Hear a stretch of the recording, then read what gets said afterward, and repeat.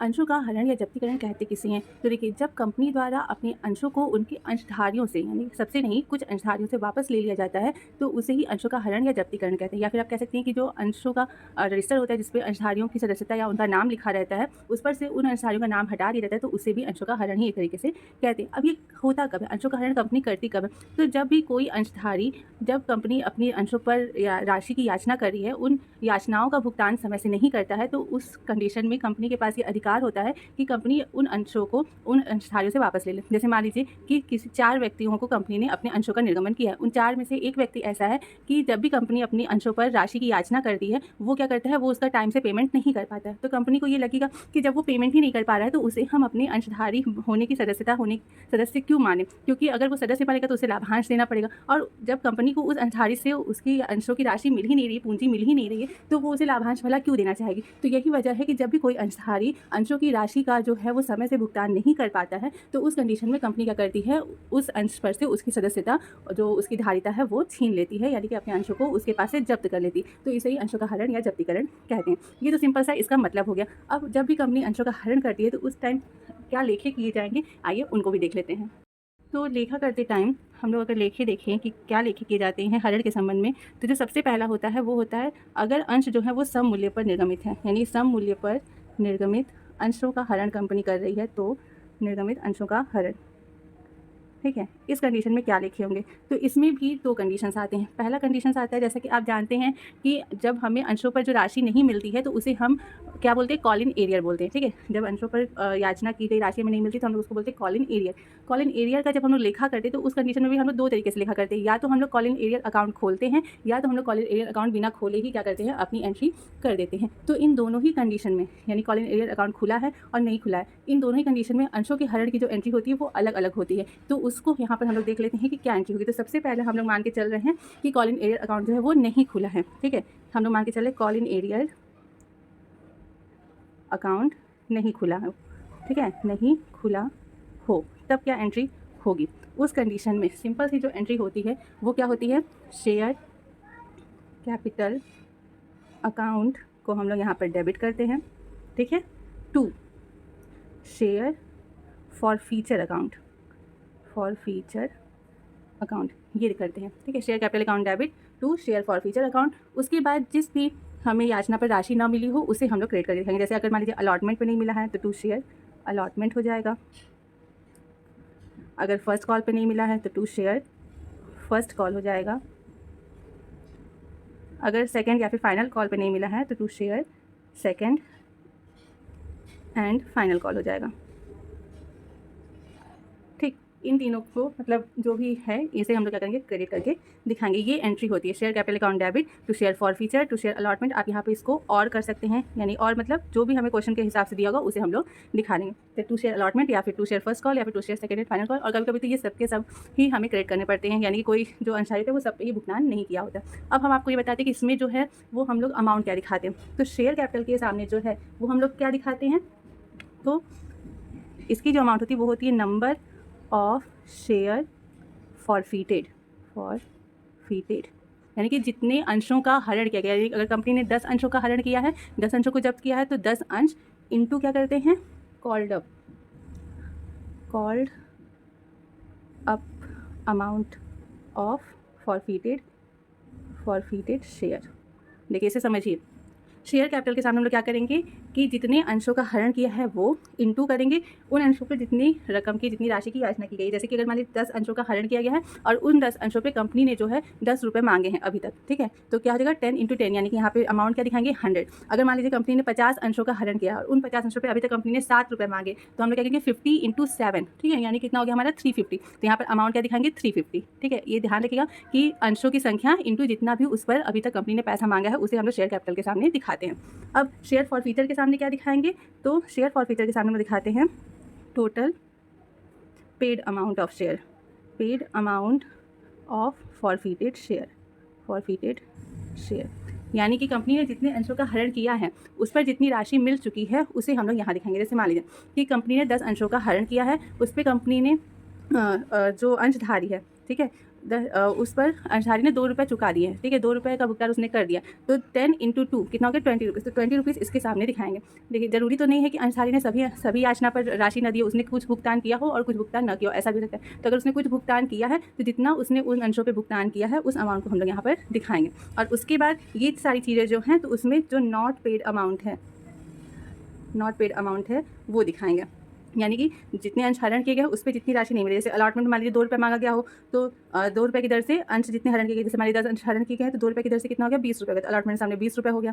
Share first call मान लीजिए 3 रुपये मांगा गया तो 10 अंश का 3 रुपये के हिसाब से 30 रुपये अलॉट फर्स्ट कॉल के सामने। और सेम ऐसे ही फाइनल कॉल पर अगर मान लीजिए 4 रुपये मांगा गया तो 10 अंश का 4 रुपये के हिसाब से कितना होगा 40 रुपये। यानी कि जितना अमाउंट फॉरफीटेड शेयर पे नहीं पेमेंट किया गया है वो उनके सामने दिखाएंगे, और जो अमाउंट पेमेंट हो गया वो फॉरफीचर के सामने, और जितना अमाउंट अभी तक कंपनी ने मांगा था उसे हम लोग शेयर कैपिटल अकाउंट के सामने दिखाएंगे। ये सारी चीज़ें जो हैं वो आपको एक क्वेश्चन लगाने पे ही ज़्यादा क्लियर होंगी। अभी हम लोग एक क्वेश्चन लगा करके भी इसे देख लेंगे। फिलहाल ये है कि जब हम लोग कॉलेज अकाउंट नहीं खोले हैं उस कंडीशन में ये एंट्री होगी।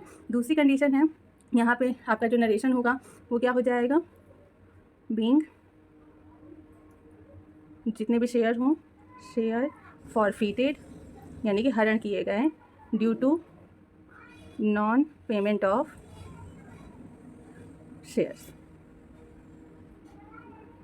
अमाउंट, यानी कि शेयर की जो राशि मांगी गई उसका पेमेंट नहीं हुआ इसलिए इतने शेयर्स क्या हुए फॉरफीट किए गए, हरण किए गए। तो ये तो था कि जब कॉल इन एरियर अकाउंट नहीं खुला है। दूसरा कंडीशन क्या है कि कॉल इन एरियर अकाउंट खुला हो, ठीक है। तो इस कंडीशन में क्या होगा, तो इस कंडीशन में भी ज़्यादा कुछ चेंजेस नहीं है, सिर्फ और सिर्फ क्या हो जाएगा entry share capital account debit करेंगे जैसा अभी हमने ऊपर किया है, to share forfeiture account हो जाएगा, ये भी अभी हमने ऊपर किया था। और यहाँ पर जो है यहाँ पे सिंपल सा to call in arrears account हो जाएगा, ठीक है। ये काफ़ी सिंपल था, इसलिए देखिए कॉल इन एरियर अकाउंट जो है ये इन तीनों की जगह पे है। क्यों है, यहाँ पे भी हमें सिंपल सा जो अमाउंट है शेयर कैपिटल का अमाउंट सेम वही जो कॉल्ड अप मनी है वो दिखाएंगे, शेयर फॉर फीचर में वही जितना पेमेंट हो चुका है शेयर्स पे वो दिखाएंगे। कॉल इन एरियर में क्या दिखाएंगे, जितनी राशि हमें नहीं मिली है, ठीक है, जितनी राशि नहीं मिली है उसे टोटल करके हम लोग दिखाएंगे। तो वही not paid amount on various calls, यानी कि विभिन्न याचनाओं पे जो राशि नहीं मिली उसे हम लोग कॉल इन एरियर्स में दिखाएंगे। जैसे मान लीजिए फर्स्ट कॉल पे भी राशि नहीं मिली और सेकंड कॉल पे भी कुछ राशि नहीं मिली, तो उन दोनों का ही जितनी राशि नहीं मिली उसे ऐड करके हम लोग यहाँ पर दिखाएंगे, ठीक है। ऐसे हम लोग को करना होगा। इसका भी सेम आपका नरेशन जो है वो सेम हो जाएगा। तो आई होप कि आप लोग को ये समझ में आएगा कि अगर जो है सम मूल्य पर अंश निर्गमित हैं और उनका हरण हो रहा है तो इन दो तरीके से हम लोग एंट्री कर सकते हैं। अब आइए इसको हम लोग एक क्वेश्चन सॉल्व करके देख लेते हैं। तो जैसा कि आप लोग देख सकते हैं कि क्वेश्चन नंबर 16 एंड 17 दोनों ही हमारे अंशों के हरण संबंधित क्वेश्चन है, और ये है सम मूल्य पर निर्गमित अंशों के हरण से संबंधित क्वेश्चन। बट यहाँ पे जो क्वेश्चन नंबर 16 है इसको एकदम अच्छे से समझने के लिए, मतलब एकदम आसानी से समझने के लिए हम लोग सबसे पहले क्वेश्चन नंबर 17 सॉल्व करते हैं, उसके बाद हम लोग क्वेश्चन नंबर 16 फट से समझ लेंगे। तो क्वेश्चन नंबर 17 है कि नेहरू लिमिटेड ने सम मूल्य पर 10 रुपये वाले 10,000 अंश जो है वो निर्गमित किए हैं, और दी राशि निम्न प्रकार दी हुई 2 रुपये आवेदन, 3 रुपये आवंटन, 2 रुपये प्रथम याचना और 3 रुपये अंतिम याचना पर। कंपनी ने अंतिम याचना की मांग अभी नहीं की है। अशोक जिसके पास 100 अंश थे आवंटन तथा प्रथम याचना की धनराशि देने में असमर्थ रहा।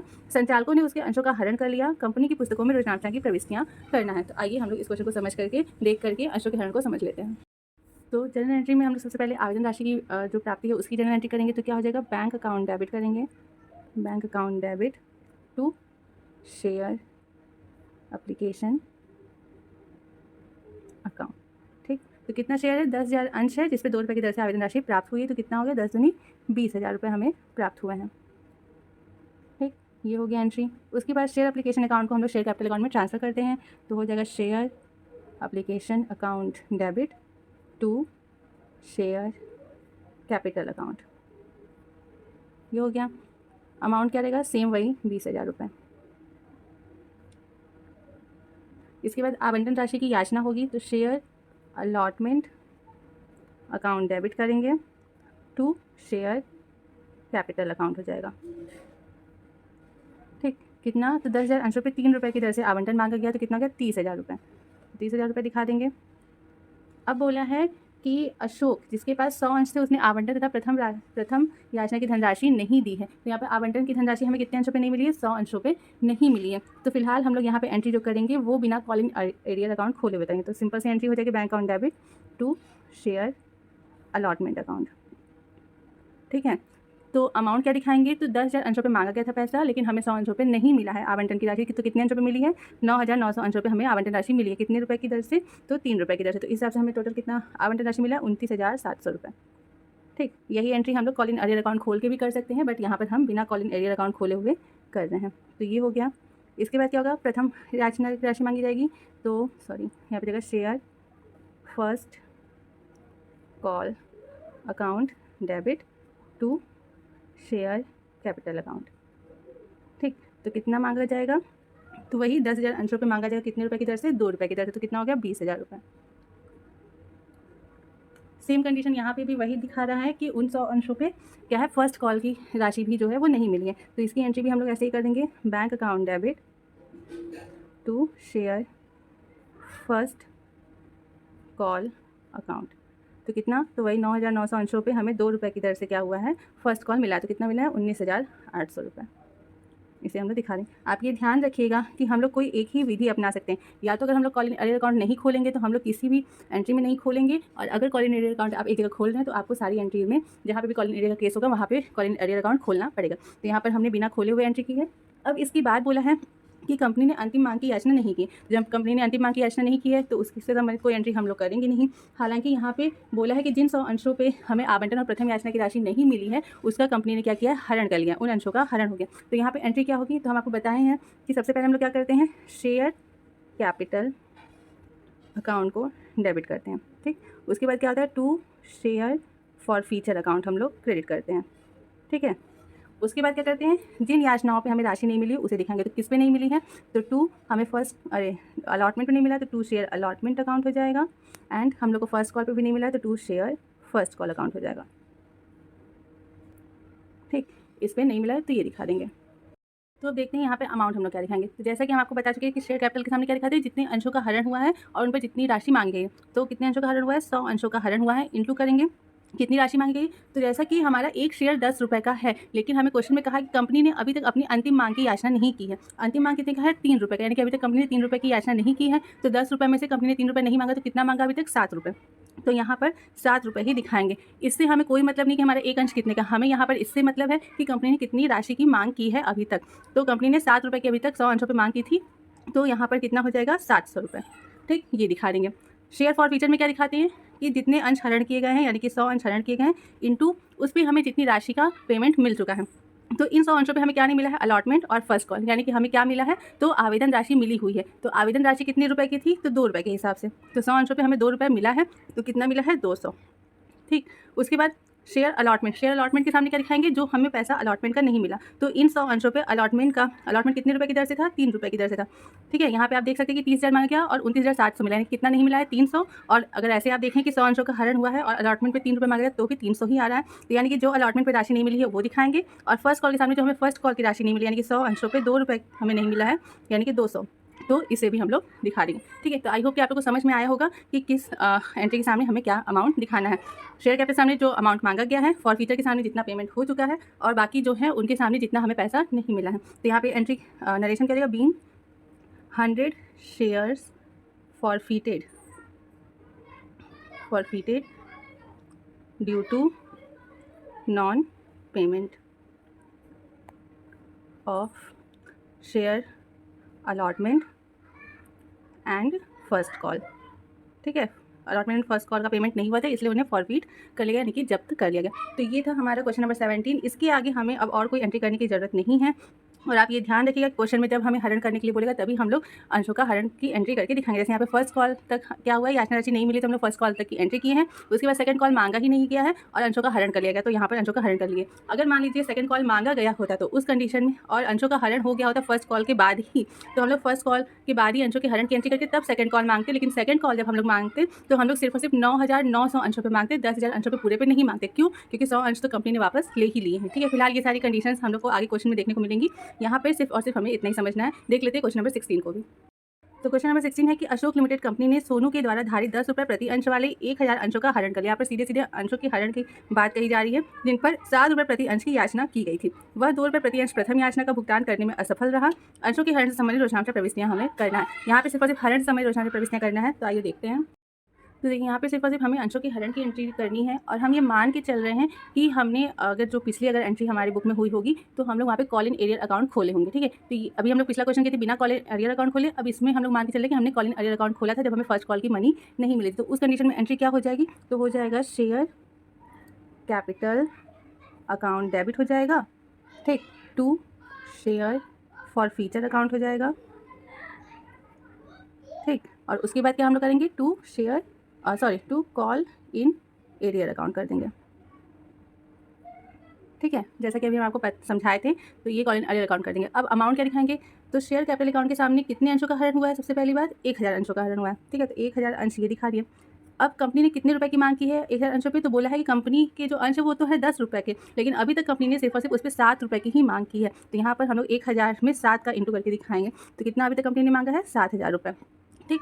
शेयर फॉर फीचर में हम लोग क्या दिखाएंगे, जितना हमें मिल गया है। तो इन 1000 अंशों पे हमें कितना मिला है, तो बोल रहा है कि जो 1000 अंश हरण किए हैं इन पे 2 रुपये प्रति अंश की दर से हमें प्रथम याचना नहीं मिली है, यानी कि हमें फर्स्ट कॉल मिली। तो फर्स्ट कॉल से पहले हमें क्या मिला होगा, अलॉटमेंट और अप्लीकेशन मनी, ये 2 चीज़ें मिली होंगी। अब इन दोनों की वैल्यू कितनी होगी, तो आप पहले कॉल इन एरियर देखें। तो 1000 अंशों पे हमें कॉल इन एरियर यानी कि फर्स्ट कॉल की मनी नहीं मिली। तो फर्स्ट कॉल की राशि कितनी थी, तो 2 रुपये प्रति अंश, यानी कि हमें कितना नहीं मिला है, 2000 रुपये नहीं मिला। 7000 कंपनी ने मांगा और 2000 नहीं मिला, तो कितना मिला होगा, 5000 का डिफरेंस आ रहा है, यानी कि हमें 5 रुपये की दर से एप्लीकेशन और अलॉटमेंट मनी मिली है। यहाँ पर हमें एप्लीकेशन अलॉटमेंट मनी के बारे में सही जानकारी नहीं है, तो इसलिए हम ये नहीं कह सकते कि कंपनी ने किस टाइम में कितने रुपये मांगे होंगे। लेकिन हाँ, यहाँ पे हम लोग टोटल बता सकते हैं कि अभी तक कंपनी ने 5 रुपये जो एप्लीकेशन और अलॉटमेंट का है वो इन 1000 अंशों पर वसूल कर लिया है। तो यहाँ पर ये हम लोग 5000 रुपये दिखा देंगे, ठीक है।